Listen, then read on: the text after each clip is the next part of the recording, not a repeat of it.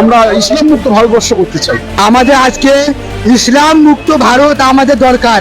ইসলাম মুক্ত না করলে আমাদের মা বোনদের বাঁচানো যাবে না। সারা জীবন আমরা শুনে আসছি ভারতে মসজিদ ভাঙ্গা, মুসলিমদের ঘর ভাঙ্গা, মাদ্রাসা ভাঙ্গা, এই সব কিছু ভাঙ্গার আওয়াজ এবং বিভিন্ন নিউজে আমরা দেখতে পেয়েছি। তবে ভারত থেকে মুসলিম হটাও, মুসলিম মুক্ত ভারত চাই। ভারত শুধু ভারত নয়, বরং পৃথিবী থেকে মুসলিমকে হটিয়ে মুসলিম মুক্ত পৃথিবী চাই, এমন গণজাগরণ, এমন আন্দোলন, এমন হিন্দুত্ববাদীর ষড়যন্ত্র, সন্ত্রাসীবাদ আন্দোলন আমরা আর জীবনে কখনো দেখিনি। এইবারে আমি প্রথম দেখেছি।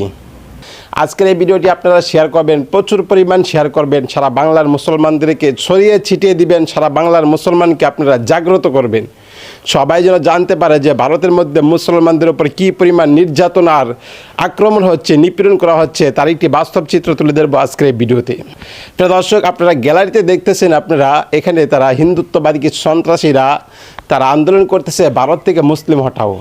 শুধু ভারত না, এমনকি তারা বলেছে আমরা মুসলমানদেরকে পৃথিবী থেকে হটিয়ে দিতে চাই।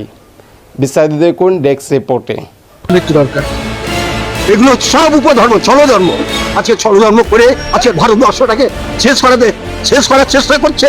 ইসলাম ধর্ম ত্যাগ করে মুক্ত করে আমাদের সনাতন ধর্মাবলম্বী হওয়া উচিত, যাতে এই যে হিন্দু জাতি বা সনাতন ধর্মের উপরে যাতে অত্যাচার অনাচার যাতে না হয় সেই প্রতিকার করা উচিত। একজন সাধু বলছিলেন ইসলাম মুক্ত হওয়া প্রয়োজন। ইসলাম মুক্ত কেন? ইসলাম হচ্ছে মানবিকতার শত্রু। টেররিজমটাকে বাঁচিয়ে রাখার ইকুয়াল টু করলে মনে হয় ইসলাম।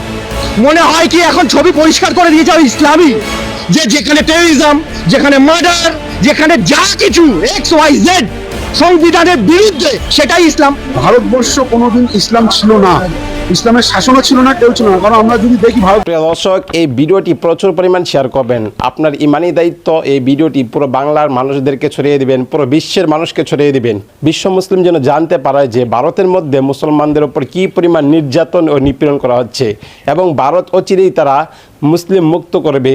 ভারতের মসজিদ মাদ্রাসা থেকে নিয়ে, বাবরি মসজিদ থেকে নিয়ে, মুসলমানদের ঘর বাড়ি ভাঙা থেকে নিয়ে যত পরিমাণ হিন্দুত্ববাদের সন্ত্রাসী, সব পরিমাণ তাদের উপর নির্যাতন করা হয়েছে। প্রিয় দর্শক, আপনারা সকলেই ভিডিওটি প্রচুর পরিমাণ শেয়ার করেন। এটা আপনার ইমানি দায়িত্ব হিসেবে বাংলার প্রতিটি ঘরে ঘরে পৌঁছে দিন, জানিয়ে দিন তাদের আমাদের মুসলমানদের উপর কী পরিমাণ হিন্দুত্ববাদী সন্ত্রাসীরা নির্যাতন করতেছে।